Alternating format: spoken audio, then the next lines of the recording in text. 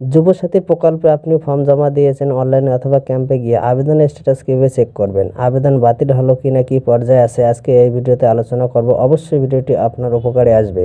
তো অবশ্যই এই ধরনের ভিডিও পেতে গেলে চ্যানেলটাকে সাবস্ক্রাইব করে, আর যারা ফেসবুক পেজ থেকে দেখছেন পেজটাকে ফলো করতে ভুলবেন না।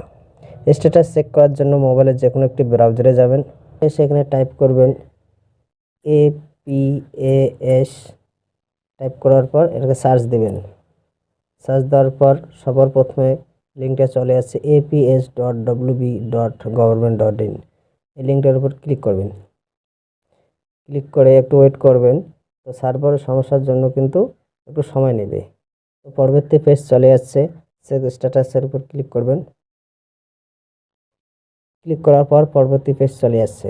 তো এবারে এখানে যে মোবাইল নম্বরটি অনলাইনে অ্যাপ্লিকেশান করেছেন সেই মোবাইল নম্বরটি দিবেন, অথবা যুবসাথী ফর্মের সঙ্গে যে মোবাইল নম্বরটি দিয়েছেন সেই মোবাইল নম্বরটি এখানে দিয়ে দেবেন।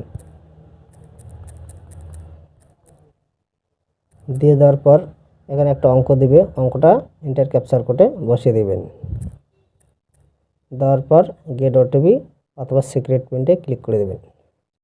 তারপর আপনার মোবাইলে কিন্তু একটা ওটিপি চলে আসবে। চলে আসার পর সেই ওটিপিটা এখানে বসিয়ে দেবেন।